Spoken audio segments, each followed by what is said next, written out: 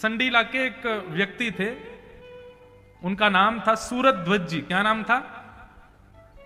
सूरध्वज। और वृंदावन के मदन मोहन लाल जी के रूप के इतने इतने आसक्त थे कि उनको यह रहता था कि मैं कब छुट्टी मिले और वृंदावन जाऊं और मदन मोहन जी का दर्शन करूं। आजकल मदन मोहन लाल जी जब करौली राजस्थान में विराजते हैं। बहुत सावधानी से सुनना, सब लोग इधर देखो, बहुत सुंदर भाव है। तो सूरध्वज जी वृंदावन तो नहीं जा पा रहे थे, बहुत व्यस्त थे, एक राजा के यहां कुछ कार्य करते थे। तो उन्होंने क्या किया, एक दिन वो दुकान बाजार में घूम रहे थे तो ताजा ताजा गुड़ आया दुकानों पर, और गुड़ देख करके महाराज सूरध्वज जी के मन में आया कि ये गुड़ मेरे मदन मोहन लाल जी को पहुंचना चाहिए सेवा में वृंदावन। तो उन्होंने जाकर के और दुकानदारों से कहा, भैया ये कितना गुड़ है? बोले इतना है। बोले एक काम करिए ना, मैं एक तांगे वाले से बात कर लेता हूं, आप सारा गुड़ रखवा करके वृंदावन भिजवा दो। दुकानदार बोले भैया भिजवा तो देंगे, इतना रुपया लगेगा? बोले उसकी चिंता नहीं है। बोले इतना रुपया तांगा वाला ले लेगा? बोले उसकी भी चिंता नहीं है, आप बस गुड़ भिजवा दो। दुकानदार ने कहा, देखिए भगवान मैं भिजवा तो दूंगा, लेकिन मेरी एक जिज्ञासा है। बोले क्या? बोले आप इतना पैसा खर्च कर रहे हो, यहां संडीले से इतना सारा गुड़ तांगे में धरवा करके वृंदावन भेज रहे हो, इससे कम रुपया में तो आप वृंदावन से ही गुड़ खरीद करके ठाकुर जी को अर्पित कर दो। और कोई संडीले में कोई बहुत प्रसिद्ध गुड़ होता है ऐसा भी नहीं है, सामान्य गुड़ है, बस हाँ ये संडीले का गुण है। आपको यहां से क्यों भिजवाना इतनी दूर? वृंदावन 3 दिन लगेंगे और इतनी मेहनत करके इतना पैसा खर्च करके आप वृंदावन से किसी को बोल दो कि भाई वृंदावन कोई जा रहा हो, वहां से गुड़ खरीद के ठाकुर जी को अर्पित कर दो। बोले तू नहीं जानेगा, मैं ठाकुर जी का प्रेमी हूं, और प्रेमी अपनी वस्तु जब भेजता है तो प्रेमी के द्वारा दी गई वस्तु चाहे वो कैसी भी हो वो बहुत प्रिय लगती है, वो कैसी भी हो बहुत प्रिय लगती है। सूरध्वज जी ने वो गुड़ संडीले से भिजवाया, 3 दिन लगे महाराज वृंदावन पहुंचने। वृंदावन जब गुड़ पहुंचा तो रात्रि अर्धरात्रि का समय हो रहा था, 11-12 बज रहे थे। गुड़ आकर के मदन मोहन जी के मंदिर के बाहर आकर के तांगा खड़ा हो गया। बोले अब सुबह तक का इंतजार करो, गोसाई जी आएंगे तब उनको देंगे। लेकिन महाराज रात्रि 12 बजे ही गोसाई जी के स्वप्न में मदन मोहन लाल जी आ गए। गोसाई जी बोले कहो जय जय, क्या आज्ञा? बोले कि जल्दी द्वार खोलो और बाहर गुड़ आया है, वो गुड़ जल्दी भोग प्रसादी उसकी बनाओ और मेरे को थाल में रख करके गुड़ का भोग लगाओ। गोसाई जी बोले भगवान रात के 12 बज रहे हैं, अर्धरात्रि का समय हो रहा है, 3-4 घंटे और थोड़ा इंतजार कर लो। 3-4 घंटे में मंगला आरती का समय हो जाएगा तो सुबह मंगल भोग में गुड़ का ही भोग लगा देंगे। अब 3-4 घंटे के लिए मुझे नहाना पड़ेगा, पूरा मंदिर साफ करना पड़ेगा, रसोई घर में सफाई करनी पड़े, फिर आपको उठाऊंगा, गुड़ लाऊंगा, भोग लगाऊंगा। भगवान इससे बढ़िया तो आप प्रतीक्षा कर लो 3-4 घंटे। तो मदन मोहन लाल जी रोने लगे स्वप्न में। बोले उसने 3 दिन पहले संडीले से गुड़ मेरे लिए भेजा है, मैं 3 दिन से प्रतीक्षा कर रहा था कब गुड़ आएगा, मेरे रोज मुंह में पानी आ रहा था। बोले तुम रोज मेरी सेवा करने आ रहे थे तो तुमको लग रहा था ठाकुर जी को इतना पसीना नहीं, मुंह में से लार टपक रही थी मेरे, कब गुड़ आवे, कब मैं उसको पाऊं। और आज आकर के गुड़ आया है और तुम कह रहे हो 4 घंटा और इंतजार करूं मैं। गोसाई जी तुरंत उठे, जल्दी जाकर के स्नान किया, स्नान करके मंदिर की साफ सफाई करी, रसोई घर में जाकर के चूल्हा चेताया। महाराज बाहर द्वार पर तांगे में गुड़ रखा था, तांगे वाले को उठाया, बोले लाओ गुड़ दे दो। बोले सुबह हो गई? बोले बस हो ही गई। लाल जी भूखे बैठे भीतर, तुरंत गुड़ लेकर के गए, बढ़िया खीर बनाई, उसमें गुड़ डाला और जब मदन मोहन लाल जी को अर्पित किए, गोसाई जी के नेत्र सजल हो गए। बोले क्यों? बोले खीर ठाकुर जी के आगे रखने के बाद पर्दा लगाया था, लेकिन पर्दा जैसे उठा करके देखा तो पूरे मुंह पर खीर लगी। भाई श्री मदन मोहन लाल जी इतने आसक्त, इतने आनंद। आपकी सामग्री कैसी है ये विशेष बात नहीं, आपका उस सामग्री को देने में भाव कैसा है ये विशेष। भाव आपके द्वारा दी गई, प्रस्तुत की गई वस्तु कितनी मूल्यवान है, कितनी सुंदर है, यह जरूरी नहीं है, उस वस्तु में भाव कितना है। भीष्म पितामह सामान्य संस्कृत स्तुति नहीं गा रहे हैं भगवान की। भीष्म पितामह की स्तुति के भाव यदि आप सुन लेंगे, रोम रोम नाचने लगेगा आपका। मैं तो कभी कभी विस्तार कर देता हूं तो 2-2 दिन तक भीष्म पितामह की स्तुति चलती है। भीष्म पितामह कह रहे हैं भगवान मेरी एक इच्छा है, आपसे मैं प्रार्थना कर सकता हूं? भगवान बोले बोलो क्या चाहिए? भीष्म पितामह कहते हैं, इति मति रूप कल्पिता वितृष्णा भगवत सात्वत पुंगवे विभुंगे। हे नाथ, एक कृपा कर दो। क्या?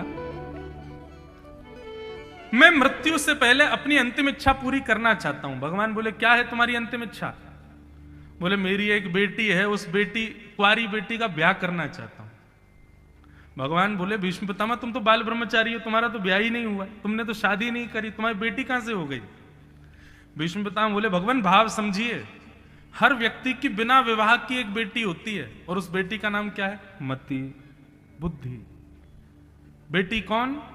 जो पिता से अपनी इच्छा पूरी करवाए, मां से अपनी इच्छा पूरी करवाए, वो बेटी। ये मति रूपी बेटी आपने सबको दे रखी है भगवान। ये कहती है ये खाना है तो वही खाते हैं, ये कहती है वहां जाना है तो वहीं जाते हैं, ये कहती है ये पहनना है तो वही पहनते हैं। भगवान ये बेटी तब तक इच्छा करती है जब तक ये कुंवारी रहती है, लेकिन जैसे इस बेटी का ब्याह सुयोग वर से हो जाए तो फिर बेटी वो इच्छा करती है जो वर की इच्छा हो, और इस बेटी के लिए सुयोग वर आज मुझे मिल गया है। भगवान बोले कौन? बोले आपसे अच्छा वर कौन हो? अब देखो बात समझो, भीष्म पितामह ने सीधे ऐसा नहीं कहा कि मैं अपनी मति आपके चरणों में अर्पित कर रहा हूं, नहीं, ये तो सीधी सीधी बात है। अब इसमें भाव जोड़ दिया, क्या? मति रूपी बेटी और श्री कृष्ण रूपी जमाई। हे जमाई, आप मेरी मति रूपी बेटी को स्वीकार कर लो। क्यों? बेटी विवाह से पहले अपनी इच्छा पूरी करवाती है और विवाह के बाद अपने पति की इच्छा पूरी करवाती है। इसलिए नाथ, मेरी बेटी के पति यदि आप बन जाओगे तो मैं वही करूंगा जो आप चाहोगे, इसलिए मेरी मति को स्वीकार करो। भगवान बोले वाह भाई भीष्म पितामह, क्या तरीके से तुम स्तुति गा रहे हो, मैं तो प्रसन्न हो गया। भगवान बोले अब जब रिश्तेदारी कर ही रहे हो तो पूरी अच्छी तरीके से करो। भीष्म पितामह बोले बताइए। बोले बेटी को वर पसंद ना हो तब तक ब्याह नहीं करना चाहिए। बेटी जब राजी हो जाए कि हाँ मैं राजी हूं, मैं तैयार हूं, तभी ब्याह करना चाहिए। तुम्हारी बेटी को हम पसंद नहीं है, तुमको पसंद है, मैं ससुर जी को पसंद है, बिटिया को पसंद नहीं, तो फिर ब्याह कैसे हो? पहले अपनी मति से पूछो तो सही, उसको हम प्रिय लगते हैं कि नहीं। भीष्म पितामह कहते हैं भगवान आपको देख करके आपसे प्रेम किसको नहीं होगा? त्रिभुवन कमनम तमाल वर्णम रविकर गौरवरांबरम दधाने। आपको देख करके आपसे किसको प्रेम नहीं होगा? आपका रूप इतना सुंदर। भीष्म पितामह कहते हैं, और उस पे भी आपका श्रृंगार। बोले एक तो आप वो तमाल वर्ण के, तमाल वर्ण कहते हैं, ठाकुर जी काले नहीं है, ठाकुर जी कैसे हैं? सांवले भी नहीं है, अलग ही रंग है ठाकुर जी का। जैसे गहरे समुद्र का रंग होता है, जैसे घने बादलों का रंग होता है, उस रंग का वर्णन नहीं किया जा सकता, ऐसा रंग है ठाकुर जी का। बोले हे नाथ, एक तो आप थोड़े से सांवले से हो, तमाल वर्ण के हो, उस पर भी आप ये पीली पीली बगलबंदी पहन करके जब चलते हो ना नाथ, तो मेरी मति क्या, तीनों लोग आपके रूप पर न्योछावर हो जाता है भगवान। अकबर की पत्नी ताज बेगम हमारे वृंदावन आई। अकबर भारत हिंदुस्तान, शहंशाह हिंदुस्तान, राजा है पूरे भारत का, कहीं भी जा सकता है। वृंदावन आई और महाराज वृंदावन से जैसे गोवर्धन गए तो गोवर्धन पर्वत पर श्रीनाथ जी विराज रहे थे मंदिर में। गुसाई जी से जाकर के अकबर ने कहा कि देखिए हमारी तो ज्यादा इच्छा नहीं है, पर हमारी पत्नी की इच्छा है आपके खुदा को देखने की, वो है कैसे? तो गुसाई जी बोले देखिए भगवान क्षमा करना, हमारे यहाँ हिंदुओं को ही प्रवेश है मंदिरों में, आप तो अच्छे राजा हैं, पर कई विजातीय राजा जो मंदिरों में प्रवेश कर जाते हैं और मंदिर तोड़ देते हैं, इसलिए नियम है कि अब बस हिंदू ही जा सकते हैं। पर ठीक है, हम आपकी पत्नी देखना चाहती है तो उसको एक खिड़की से दिखा देते हैं। और एक खिड़की से जैसे ही ताज बेगम को ठाकुर जी का दर्शन कराया, महाराज अब तो ऐसी स्थिति हो गई, कृष्ण तन कृष्ण धन कृष्ण ही हमारो मन, कहीं भी जा रही हैं उनको कृष्ण ही कृष्ण दिखाई दे रहे हैं। अकबर कुछ बात कर रहा है लेकिन ताज बेगम एक अलग ही सोच में है। जब से देखा है ठाकुर जी की उस मधुर छवि को, आहा मेरो मन गिरधर छवि पे अटक्यो, ललित त्रिभंगी चाल पे चल के चिबुक चारु गड़ी ठटक्यो, मेरो मन गिरधर छवि पे अटक्यो। ताज बेगम को बुखार आ गया। बड़े बड़े वैद्यों ने, बड़े बड़े चिकित्सकों ने, हकीमों ने आकर के उसको ठीक करने का प्रयास किया, लेकिन ज्वर दूर नहीं हुआ। तो एक दिन ताज बेगम ने अपने पति अकबर से कहा, मेरा ज्वर दूर नहीं होगा ऐसे। बोले क्यों? बोले ये प्रेम का ज्वर चढ़ा है। अकबर बोले किसके प्रेम का? बोले वृंदावन चंद, वृंदावन बिहारी लाल के प्रेम का है। मैं आपसे प्रार्थना करना चाहती हूं, मुझे वापस वृंदावन भेज दो, मैं सदैव उनको देखना चाहती हूं बस। ताज बेगम का एक पद है, उसमें वो क्या कहती हैं? सुनो दिल जानी मेरे दिल की कहानी। जब ताज बेगम वापस वृंदावन आई और वृंदावन आकर के ठाकुर जी का जब उसने दर्शन किया, तो कई लोग ताज बेगम को मंदिर जाने से रोकते थे, मंदिर में प्रवेश नहीं करने देते थे। तो ताज बेगम क्या करती थी? द्वार पर बैठ जाती और दर्शन करके आने वाले लोगों से पूछती, कैसे लग रहे हैं ठाकुर जी? कोई कहता आज नीली पोशाक पहनी है, ऐसा मुकुट पहना है, ऐसे कानों के कुंडल हैं, ऐसे हाथों के कड़ूले हैं। तो रोज रोज पूछते पूछते अब ताज बेगम पता है क्या करती?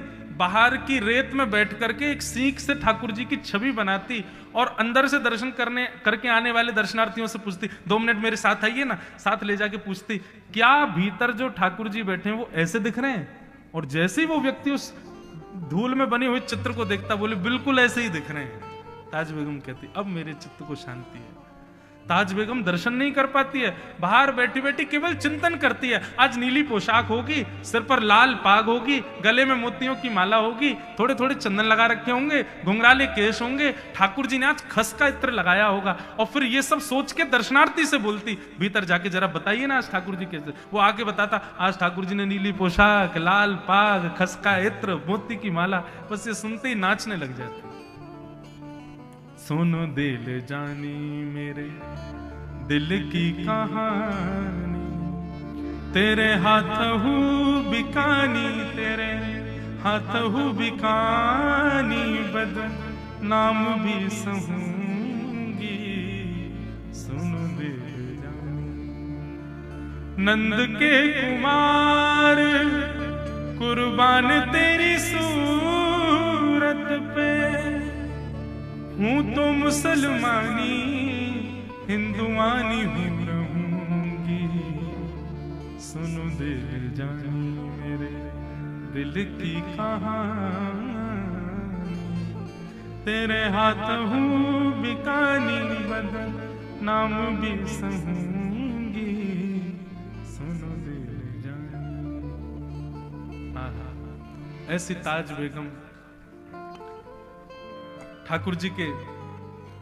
ताज बेगम का चरित्र पढ़ के हमने भी एक बार प्रयास किया।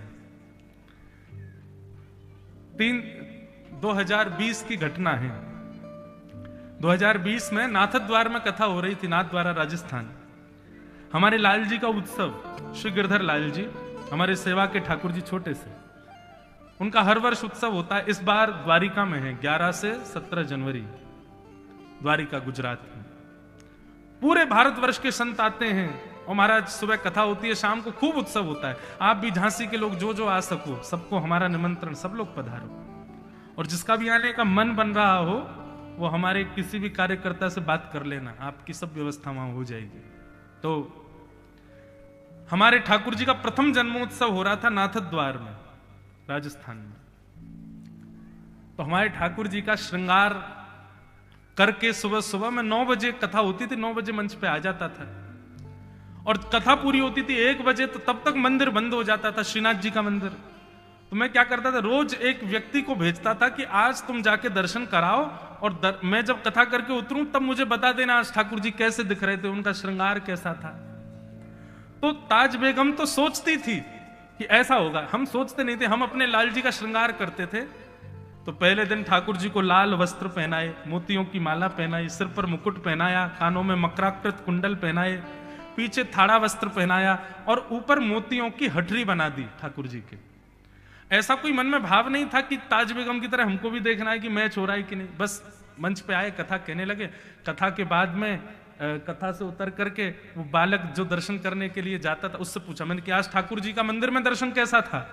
बोले महाराज जी आज ठाकुर जी ने लाल पोशाक पहनी है, सिर पर मुकुट पहना है, मोतियों की माला पहनी है, कानों में मकराकृत कुंडल पहने, पीछे थाड़ा वस्त्र और मोती की हटरी में ठाकुर जी बैठे। अरे मैंने कि पगले हमारे ठाकुर जी नहीं, श्रीनाथ जी के बारे में बताओ।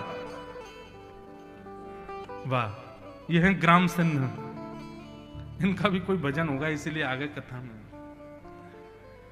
तो मैंने कहा भाई मंदिर के ठाकुर जी का दर्शन बताओ, ये तो तुम हमारे ठाकुर जी का बता रहे हो। बोले नहीं महाराज मैंने आपके ठाकुर जी देखे नहीं, मैं तो मंदिर के ठाकुर जी का बता रहा हूं। मैंने कहा यार ये एक जैसे कैसे हो गए। शाम को फिर जब हम उत्थापन में 4 बजे दर्शन करने गए तो ठाकुर जी बिल्कुल वैसे ही जैसे हमारे लाल जी। मैंने कि चलो आज तो तुक्का लग गया, कल देखते हैं। दूसरे दिन हमने ठाकुर जी को पीली पोशाक पहनाई, सोने की मालाएं पहनाई, सिर पर मुकुट ना धरा के पगड़ी पहनाई, पगड़ी पहना करके आज ठाकुर जी को शीशे की हटरी में बैठाया, शीश हटरी। कथा करने के लिए गए, कथा के बाद बालक खड़ा था। मैंने कहा हाँ भाई आज श्रीनाथ जी कैसे हैं? बोले महाराज जी आज ठाकुर जी ने पीत वस्त्र पहने हैं, स्वर्ण के आभूषण पहने हैं, सिर पर पाग पहनी और आज ठाकुर जी शीशे की हटरी में बैठे। मैंने कहा भैया ऐसा मत बोल भाई, ये तो बिल्कुल हम सुबह ठाकुर जी का जैसा श्रृंगार करते मंदिर में भी वैसा ही हो रहा है। तीसरे दिन हमने फिर कहा, मैंने कि लाल जी यदि आज आपका श्रृंगार एक जैसा हुआ तो मैं समझ जाऊंगा कि हमारे उत्सव से आप प्रसन्न हो। तो तीसरे दिन हमने वो श्रृंगार किया जो उस ऋतु में होता ही नहीं है। क्या? ठाकुर जी को पाग पहनाई, वस्त्र पहनाए और सुंदर मेवा की हटरी, काजू बादाम और इन सब की हटरी कहते हैं, एक बढ़िया सुंदर सी कुंज में ठाकुर जी बैठते हैं, हटरी में बैठाया। और उसके बाद हमने क्या, श्रृंगार हो गया था लेकिन दोबारा गया और दोबारा जाकर के फिर मैंने पगड़ी के ऊपर सहरा और बांध दिया। मैंने आज दुल्हा बनाओ इनको। अगर आज सहरा पहना होगा श्रीनाथ जी ने तो समझ जाएंगे हमारे उत्सव से लाल जी प्रसन्न है। कथा में मेरा मन कम लगे, मेरे को यूं ही लगे कब 1 बजे कब मैं पूछूं।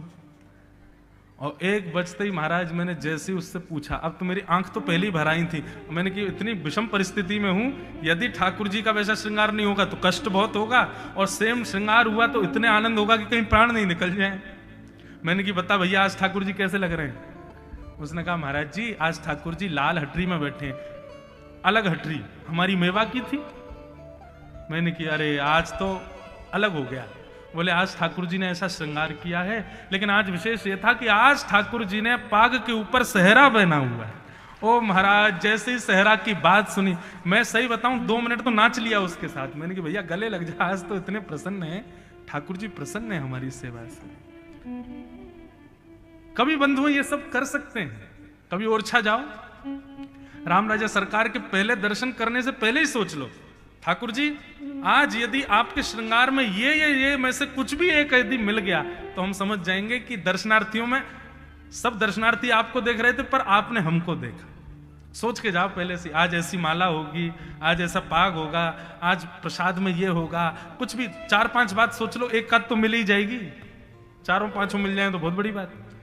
और देखना भैया जैसे ही राम राजा सरकार का दर्शन करोगे, एक भाव भी आपका मिल गया, आंसू रुकेंगे नहीं आपके, इतना आनंद होगा, लगेगा कि राम जी गोद में ही आ गए, हमारे हृदय से ही लग गए। ऐसे बीच बीच में कभी इन भावों से अपनी भक्ति की परीक्षा लेते रहा करो। कई लोग करते हैं, कई वैष्णव जन विचार करते हैं, हमारा इस महीने का पहले दिन ये सोच लेंगे 30 दिन का महीना है, 30 दिन के अंदर यदि वृंदावन से, जगन्नाथपुरी से, द्वारिका से, बद्रीनाथ से, कहीं भी किसी भी तीर्थ से कुछ प्रसाद हमारे घर आ गया, कोई संत यदि हमको दिख गए, कोई वैष्णव का दर्शन हमको हो गया, कोई ब्रजवासी यदि मिल गया, ओरछावासी, पन्ना निवासी कोई मिल गया, तो समझ जाएंगे ठाकुर जी प्रसन्न है। अब महीना भर आप देखो ना चाहते हुए भी भगवान को याद करते रहोगे, हर दिन आपके मन में यही भाव रहेगा आज कोई दिखे, सहज भक्ति होगी ठाकुर जी। भीष्म पितामह कहते हैं भगवान आपका रूप इतना सुंदर है, कौन ना मोहित हो उस रूप पर। मेरी बेटी को आप पसंद हो भगवान, मेरी मति रूपी पुत्री से आप विवाह कर लो। भगवान ने कहा भैया सुंदरता से काम नहीं चलता, दामाद के अंदर बहुत सारे गुण देखने पड़ते हैं, सुंदर हो, शौर्य हो, स्वभाव हो, समझदारी हो, सारे गुण देखने चाहिए। भीष्म पितामह बोले जितने गुण आप बताओगे मैं सब आपके अंदर दिखा दूंगा। सर्वगुण संपन्न संसार में ठाकुर जी आप ही हो। इसीलिए श्रीमद् वल्लभाचार्य जी महाराज मधुराष्टकम गाते हैं। अधरम मधुरम वदनम मधुरम।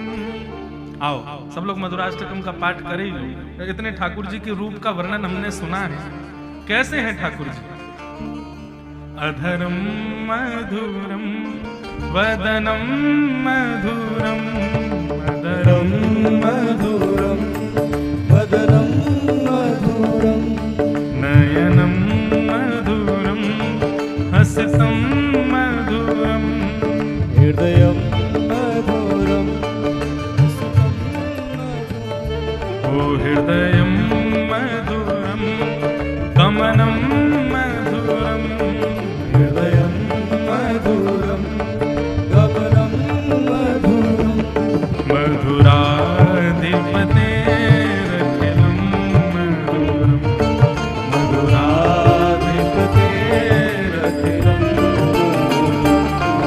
बंधुओं, मधुराष्टकम में श्रीमद् वल्लभाचार्य जी का भाव ये है कि भाई कोई व्यक्ति कहे कि ये व्यक्ति बहुत सुंदर है, लेकिन उस सुंदर व्यक्ति में भी आप एक अवगुण तो निकाल ही लोगे।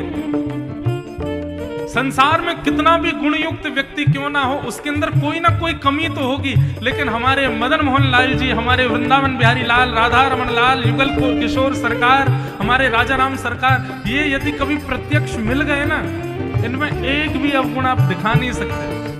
हंसते भी मधुर हैं, चलते भी मधुर हैं, बोलते भी मधुर हैं, लेटते भी मधुर हैं, और कहां तक कहें हमारे वृंदावन बिहारी लाल तो रोते भी मधुर हैं, सब मधुर हैं। इसीलिए कह रहे हैं मधुराधिपतेरखिलम मधुराधिपतेरखिलम मधुरम, वचनम मधुरम चरितम मधुरम, वसनम मधुरम वलितम मधुरम, वचनम मधुरम चरितम मधुरम, वसनम मधुरम वलितम मधुरम, चलितम मधुरम भ्रमितम मधुरम, चलितम मधुरम भ्रमितम मधुरम, मधुराधिपतेरखिलम मधुरम, मधुराधिपतेरखिलम, अधरम मधुरम वदनम मधुरम, अधरम मधुरम वदनम मधुरम, मधुराधिपतेरखिलम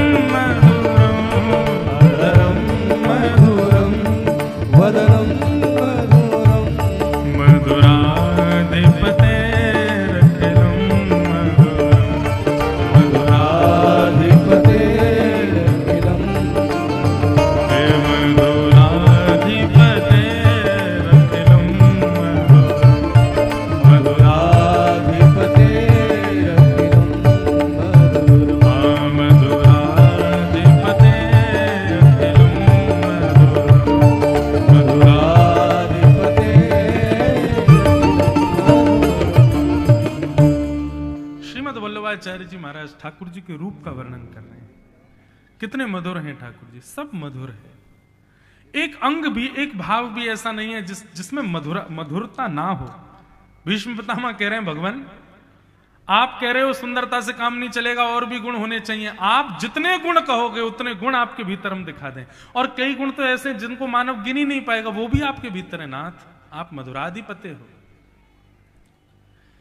भीष्म पितामह भगवान की स्तुति गाते जा रहे थे। स्तुति गाते गाते भीष्म पितामह ने भगवान के प्रेम रूपी गुण का स्मरण किया। नाथ आप कितने प्रेमी हैं। स्वनिगममपहाय मत प्रतिज्ञा मृतमधिकर तुम बप्लुतो रथस्थः धृतरथ चरणो भयाशलद्गु हरिर्वहन्तुमिभं गतोत्तरीय। कितने प्रिय।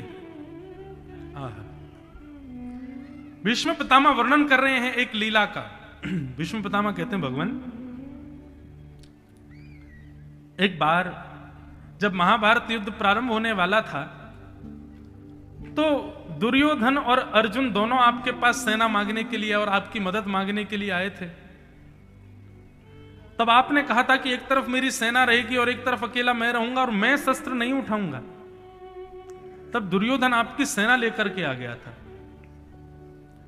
जब दुर्योधन ने आकर के सभा में कहा कि महाराज भगवान ने तो प्रतिज्ञा ली है कि वो पांडवों की तरफ रहेंगे और शस्त्र नहीं उठाएंगे, आपकी इस प्रतिज्ञा को सुनकर के मैंने भी प्रतिज्ञा ली थी कि यदि वासुदेव कृष्ण ने शस्त्र धारण नहीं किया तो मैं शंतनु का बेटा नहीं, मैं गंगा का सुत नहीं, मैं भीष्म पितामह नहीं कहलाऊंगा आज के बाद। वासुदेव कर चक्र न धरहि तो तुमको मुख न दिखाऊं, लाजत है मेरी गंगा जननी, मैं शंतनु सुत न कहूं। प्रतिज्ञा ले ली भीष्म पितामह ने।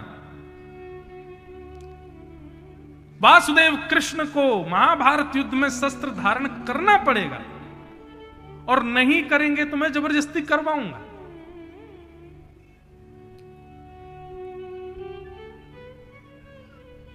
युद्ध प्रारंभ हुआ। 10 दिन निकल गए। कौरवों की सेना खत्म होने लगी।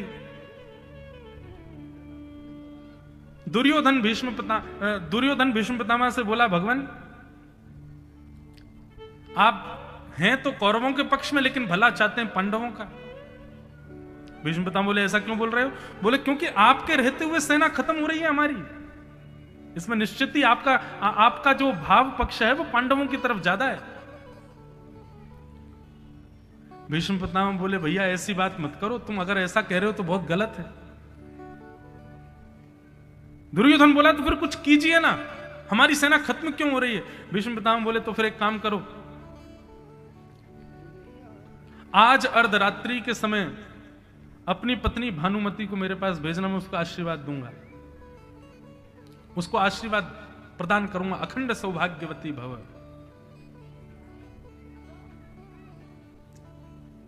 श्रीमन्नारायण नारायण नारायण, श्रीमन नारायण नारायण नारायण, श्रीमन नारायण नारायण, श्रीमन नारायण नारायण नारायण, भजमन नारायण नारायण नारायण, भजमन नारायण नारायण, श्री हरि नारायण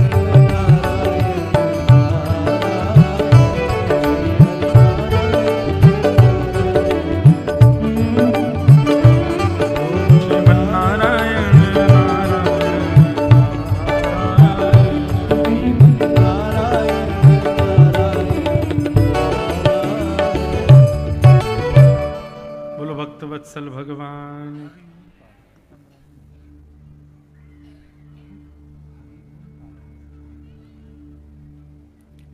हमारे मध्य में आज कथा में मधुर भाव से पधारे परम पूजनीय श्री हरिओम पाठक जी महाराज जी को बहुत बहुत प्रणाम, बहुत बहुत वंदन। कथाक्रम थोड़ी देर और सुने। भीष्म पितामह ने दुर्योधन से कहा, ए दुर्योधन, तुझको बहुत मृत्यु का भय लगा हुआ है, एक काम करो, अर्धरात्रि के समय अपनी पत्नी भानुमति को भेज देना, अखंड सौभाग्यवती, ऐसा आशीर्वाद दे देंगे उसको, नहीं मरोगे तुम, और तुम नहीं मरोगे तो महाभारत युद्ध तुम ही जीतोगे। दुर्योधन बोला भगवान बस यही चाह रहा था मैं कि आप थोड़ा सा आशीष बनाइए। अर्धरात्रि का समय, भीष्म पितामह अपनी संध्या वंदन कर रहे थे। भानुमति तो आई नहीं, उससे पहले द्रौपदी को लेकर भगवान कृष्ण पहुंच गए और द्रौपदी से बोले सुनो, भीष्म पितामह का जाके आशीर्वाद ले लो। द्रौपदी बोली आधी रात में आशीर्वाद क्यों लेना है, सुबह सुबह ले लूंगी। बोले नहीं, सुबह तक प्रतीक्षा करोगी तो सारा फेरबदल हो जाएगा महाभारत में। भानुमति आए उससे पहले तुमको लेना है। और सुनो, ज्यादा विद्वत्ता मत करना, ज्यादा चतुराई मत दिखाना, चुपचाप घूंघट करके जाना, भीष्म पितामह से आशीर्वाद लेना, जैसे ही वो आशीर्वाद दें चुपचाप उल्टे पांव बाहर आ जाना, कुछ करने की आवश्यकता नहीं। उनको ये पता तो चले ही नहीं कि तुम द्रौपदी हो। द्रौपदी बोली अगर उनको पता चल गया कि मैं द्रौपदी हूं तो मैं संभाल लूंगी बात को, लेकिन वो मुझसे ये जरूर पूछेंगे कि तुम इतनी रात को आई कैसे। तो मैं क्या बताऊं किसके साथ आई हूं। भगवान बोले हम रूप बदल के आए हैं, हमने जो है स्वापा वापा ऐसे बांधा है, श्रृंगार अपना ऐसा किया है कि कोई पहचानेगा नहीं। अगर ज्यादा कोई बात बिगड़े तो यूं कह देना नौकर है हमारा गोपाल, उसके साथ आए हैं हम। द्रौपदी बोली ठीक है। द्रौपदी भीतर गई, भीष्म पितामह संध्या वंदन करके बैठे थे। द्रौपदी ने आती जैसी प्रणाम किया, भीष्म पितामह ने माला नेत्रों से लगाई, दोनों भुजा से आशीर्वाद धरते हुए और सिर पर हाथ रख के बोले अखंड सौभाग्यवती भव, तुम्हारा पति अजर अमर हो जाए, तुम्हारा सौभाग्य अखंड हो जाए। अब द्रौपदी को यह थोड़ी पता था कि ये ऐसा आशीर्वाद देंगे। उसको लगा भगवान भेज रहे हैं, हाथ धर देंगे, कुछ कहें नहीं कहें उससे हमको क्या मतलब। अखंड सौभाग्यवती भव, वो भी द्रौपदी, मतलब एक नहीं पांचों पति अखंड हो जाएं तुम्हारे। द्रौपदी के तो 5 पति। द्रौपदी बोली यही कह रहे हैं अखंड सौभाग्यवती भव, और यही दूसरे दिन युद्ध में मेरे पतियों के पीछे ही बाण लेके घूमते हैं। चलो अच्छा है, इन्होंने आशीर्वाद दिया है, जिम्मेवारी इन्हीं की है कि मेरे 500 पति की रक्षा ये करें, इसलिए थोड़ा इनको बता तो दूं कि भाई कल से ध्यान रखना 500 का। और तुरंत द्रौपदी ने अपना घूंघट उठा लिया। बोले पितामह याद रखिएगा अपने आशीर्वाद को, एक नहीं 500 की जिम्मेवारी अब आपकी है, एक का भी बाल बांका नहीं होना चाहिए। द्रौपदी को देख करके भीष्म पितामह बोले द्रौपदी तू कहां से आ गई, मैंने तो भानुमति को बुलाया था, मैंने तो दुर्योधन की पत्नी को बुलाया था, उसको आशीर्वाद देना था, तू कहां से आ गई। द्रौपदी बोली अच्छा भेदभाव, मैं भी तो आपकी बहू हूं, मुझे भी तो आपके आशीर्वाद का अधिकार है, यदि भानुमति से पहले मुझे मिल गया तो यह मेरा भाग्य नहीं हो सकता। भीष्म पितामह के नेत्र सजल हो गए। कोई बात नहीं बेटा, अखंड सो, अब तो विधाता भी नहीं रोक सकता इस महाभारत युद्ध को पांडवों को जिताने से, अब तो पांडव ही जीतेंगे। लेकिन भीष्म पितामह की तुरंत बुद्धि खनकी, इतनी रात को अकेले आई हो तुम, और ये तुम रात में क्यों आशीर्वाद लेने चली आई, दिन में भी तो आ सकती थी। ये सब किसी ने षड्यंत्र रचाया है या तुम्हारी भावना थी, सही सही बताओ मुझे। शेर की तरह गर्जना करके बोले तो महाराज द्रौपदी तो घबरा गई, बोले नहीं अकेली आई हूं, वैसे अकेली भी नहीं हूं वैसे अकेली, लेकिन अकेली भी नहीं हूं। बोले क्या कह रही हो, अकेली हूं अकेली नहीं हूं, कौन आया साथ में। बोले एक नौकर है हमारा गोपाल भैया, वो आया है। अच्छा वो लेके आया तुमको। बोले नहीं मन तो मेरा ही था। बोले तेरा मन, तू सुबह आ सकती थी, अर्धरात्रि को क्यों आई आशीर्वाद लेने। मुझे दाल में कुछ काला लग रहा है, चलो बाहर, मुझे एक तो ये गोपाल भैया से मिलाओ, कौन है ये। बाहर आकर के भीष्म पितामह ने जोर की दहाड़ मारी, महाराज कहां है गोपाल भैया। भगवान वहीं बैठे थे एक वृक्ष के नीचे।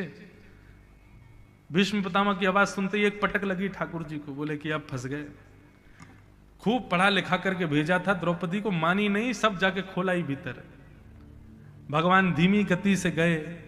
भीष्म पितामह बोले ए जल्दी जल्दी आओ, ये क्या सरक सरक के क्या चलो, जल्दी आओ इधर। भगवान जैसे समीप गए, भीष्म पितामह बोले ए द्रौपदी तेरा गोपाल भैया पहले कहीं देखा है मैंने, जरा पगड़ी तो उतारो अपनी। बोले नहीं महाराज, पगड़ी तो शान मान होती है, इसको नहीं उतारते। बोले अरे बड़ी शान मान, मेरे सामने पगड़ी खींच ली महाराज। घुंघराले केश ठाकुर जी के प्रकट हो गए, छुपा हुआ था मोर पक्ष, वह भी उठ गया। इतनी सुंदर छवि ठाकुर जी की प्रकट हुई तो बादलों में छुपा हुआ था चंद्रमा मन में सोचने लगा, ठाकुर जी इतने सुंदर दिख रहे हैं और मैं यहां छुपा बैठा हूं, थोड़ा प्रकाश किया जाए। इतने में ही बादलों की ओट से हटकर के चंद्रमा ने प्रकाश किया, त्रिभंग लली श्याम सुंदर की मधुर छवि प्रकट हो गई भीष्म पितामह के सामने। भीष्म पितामह देख करके 2 बार तो बलैया लेने लगे, इतने प्यारे लग रहे हैं ठाकुर जी। लेकिन भीष्म पितामह बोले, छलिया मरकट बंधु माखन चोर, सारे उल्टे सीधे काम करते हो। ये भानुमति का आशीर्वाद द्रौपदी को दिलवा दिया तुमने। तुमको कैसे पता था कि मैं भानुमति को आशीर्वाद देने वाला हूं? भगवान बोले, हम जय जय हैं, हमको सब पता है, हम भगवान हैं। लोग बात करते हैं तो कहते हैं धीरे बोलो, दीवारों के कान। वो दीवारों के कान नहीं, वो मेरे ही कान होते हैं, मुझे ही सुनाई देता है सब जगह। क्या करें पितामह भीष्म, अब आप कौरव जीत नहीं पाओगे। देखो आपने ही द्रौपदी को वरदान दे दिया।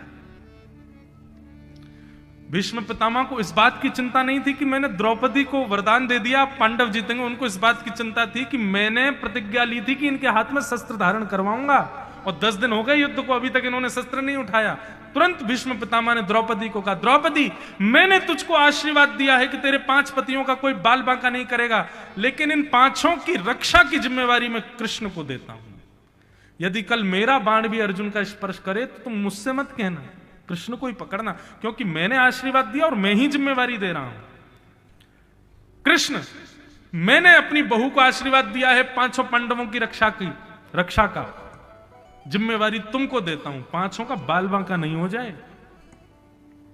भगवान घूर करके द्रौपदी को देखने लगे, हो गया काम, करवा दिया सब सत्यानाश। मना कर रहा था मत बोलना भीतर जाके, हो गया अब सब मेरे ऊपर आ गई बात। बढ़िया तान दुपट्टा आराम करते, कल से हम भीष्म पितामह रक्षा करते पांडवों की, अब सब मेरे ऊपर ही आ गया। दूसरे दिन युद्ध प्रारंभ हुआ। आज भीष्म पितामह बोले, दुर्योधन आज सेना का नेतृत्व मैं करूंगा, आगे रथ मेरा रहेगा। और महाराज भीष्म पितामह ने ऐसा चक्रव्यूह बनाया, ऐसा चक्रव्यूह, 10 दिन में कौरवों की जितनी सेना खत्म हुई थी उतनी सेना चंद मिनटों में पांडवों की खत्म कर दी, अकेले भीष्म पितामह। भीष्म पितामह मारते जा रहे हैं सबको। अंत में देखा कि हां अर्जुन का रथ ऐसी जगह खड़ा, अब ये इधर उधर नहीं जा सकता। तुरंत बाण निकाल करके अर्जुन को केंद्र में लिया, और जैसे ही अर्जुन के ऊपर बाण छोड़ने लगे, भगवान की दृष्टि पड़ी भीष्म पितामह पर। भगवान बोले, रथ भगाने के लिए जगह नहीं है, क्या करूं, कहां कैसे चक्रव्यूह में फंसाया भीष्म पितामह ने। पितामह को रोकना पड़ेगा। पितामह के बाण को रोकने की सामर्थ्य केवल नारायण में है और किसी में नहीं है। भगवान बोले, क्या करें, अर्जुन है मेरो प्राण, मैं हूं अर्जुन को प्राण, अर्जुन को जीवन तो जीवन हमारो है।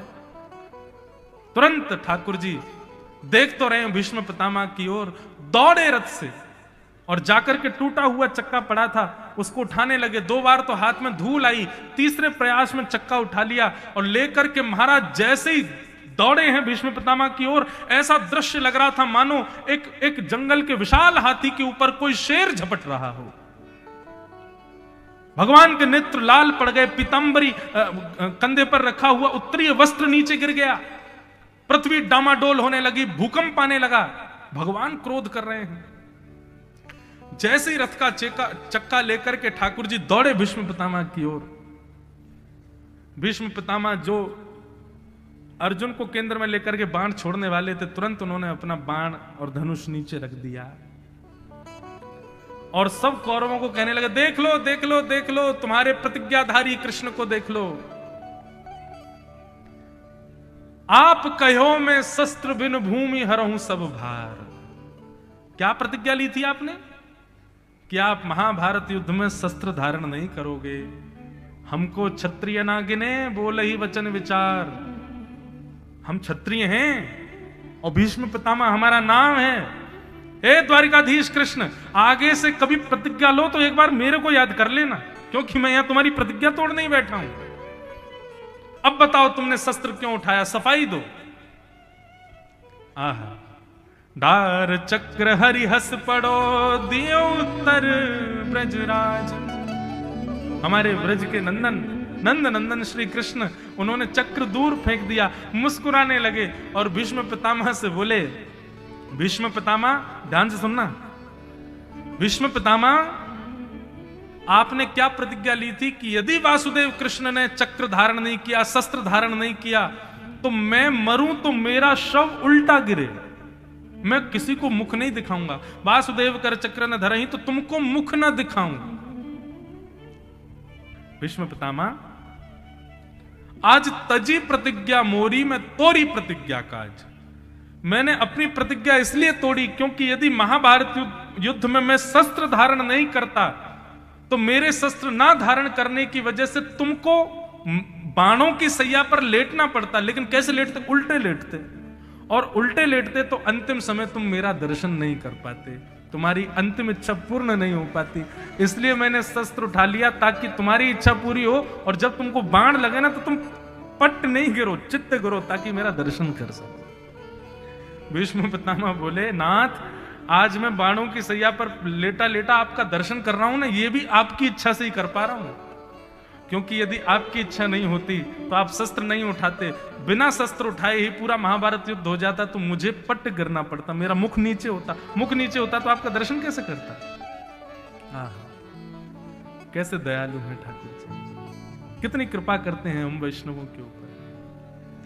कृपा की न होती जो आदत तुम्हारी, तो सुनी ही रहती अदालत तुम्हारी। जो दीनों के दिल में जगह तुम न पाते, तो किस दिल में होती हिफाजत तुम्हारी। कृपा की न होती जो आदत तुम्हारी, तो सुनी रहती अदालत तुम्हारी। बोलो भक्त वत्सल भगवान की। भीष्म पितामह की भक्ति पर रीझ गए ठाकुर जी, और भीष्म पितामह ने स्तुति गाते गाते गाते भगवत दर्शन करते करते अपने प्राणों का परित्याग कर दिया। एक दिव्य ज्योति भीष्म पितामह के मुख से निकली और भगवान में जाकर के विलीन हो गई। बोलो भक्त वत्सल भगवान की। ऐसे भीष्म पितामह की भक्ति को हम बारंबार प्रणाम करते हैं। भगवान भीष्म पितामह के भाव को लेकर के द्वारिका प्रस्थान कर गए, और यहां उत्तरा के बालक ने जन्म लिया जिसका नाम परीक्षित रखा गया। परीक्षित ने एक संत अपराध किया, इसलिए उनको श्राप लगा, और श्राप के कारण श्री सुखदेव जी से उन्होंने सप्ताह भागवत की कथा को श्रवण किया। इस क्रम को अब हम कल 2 बजे से श्रवण करेंगे। आज कथा का क्रम यहां तक पहुंचा। कल बंधुओं भगवान का मंगल जन्मोत्सव हम आप सब लोग मनाएंगे। कल पीले पीले वस्त्र पहन करके आना, भाई लोग पीले पटके डाल के आना, पीला पीला चंदन लगा के आना, बढ़िया सज धज के आना। और कोई पूछे कि भैया इतने सज धज के कहाँ जा रहे हो, तो ये मत कहना गौड़ बाबा आश्रम जा रहे हैं या फिर पंडाल में जा रहे हैं, यूं ही कहना हम तो गोकुल जा रहे हैं। आज झांसी गोकुल बन गया है, ठाकुर जी का मधुर जन्मोत्सव होने वाला, वहीं जा रहे हैं। कल सब ब्रजवासी बन करके आओ, और कल से तो बढ़िया रसगुल्ला वाली कथा शुरू हो जाएगी। परसों फिर ब्रजमंडल में ठाकुर जी की गोवर्धन लीला आदि आदि उत्सवों का क्रम चलेगा। हम लोग बड़े प्रेम और भाव से श्रवण करेंगे। बंधुओं, इतना आनंद हमको आ रहा है कथा सुनाने में, बहुत सुख मिल रहा है। आपको कितना सुख मिल रहा है ये तो नहीं पता, पर हमको तो बहुत आनंद आ रहा है। ऐसा लग रहा है मानो आप सबके हृदय में हमारे श्री गौड़ बाबा महाराज जी विराजमान होकर के इस मधुर कथा को श्रवण करवा रहे हैं। आप सब लोगों को बहुत बहुत प्रणाम है। इस मधुर कथा में जितने भी वैष्णव जन जहां जहां से भी पधार रहे हैं, सबको हमारा बहुत बहुत वंदन है। इस कथा के मुख्य यजमान, सह यजमान, हमारे कथा के मुख्य आयोजक के रूप में हमारे श्री विनोद चतुर्वेदी जी महाराज, बहुत सुंदर आपका भाव है। बहुत वर्षों बाद ये कथा का क्रम अब हो पा रहा है। महाराज जी मुझे बता रहे थे, बीच में बहुत दिन का लंबा गैप रहा, लेकिन अब ये पुनश्च ये क्रम अब शुरू हो गया है। आप सबको इसकी खूब खूब बधाई। आओ 2 मिनट हरिनाम संकीर्तन करते हुए हम लोग अपनी वाणी को विराम देंगे। राधे गोविंद भजो राधे गोविंदा, राधे गोविंद भजो राधे गोविंदा, राधे गोविंद भजो राधे गोविंदा, राधे गोविंद भजो राधे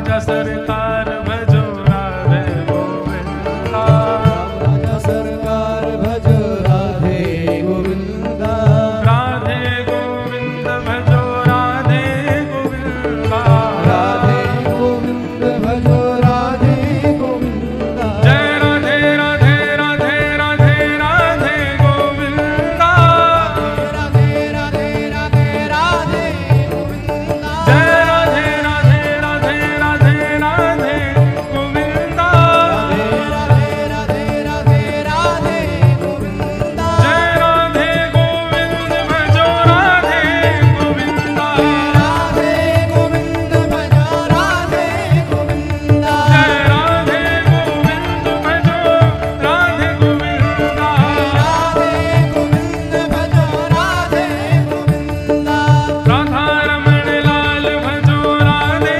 गोविंदा, लाल भजो राधे गोविंदा, राधा वल्लभ लाल भजो राधे गोविंदा, राधा वल्लभ लाल भजो राधे गोविंदा, जय राधे गोविंद भजो राधे गोविंदा, राधे गोविंद भजो राधे गोविंदा, हे भजो राधे गोविंदा, राधे गोविंदा, हे भजो राधे गोविंदा, राधे गोविंदा, हे भजो राधे गोविंदा, राधे गोविंदा, हे भजो राधे गोविंदा, राधे गोविंदा, हे भजो राधे गोविंदा, राधे गोविंदा, हे भजो राधे गोविंदा, राधे हे भजो राधे गोविंदा, हाँ भजो राधे गोविंदा, राधे जय जय श्री राम। नमः पार्वती पतये हर हर महादेव।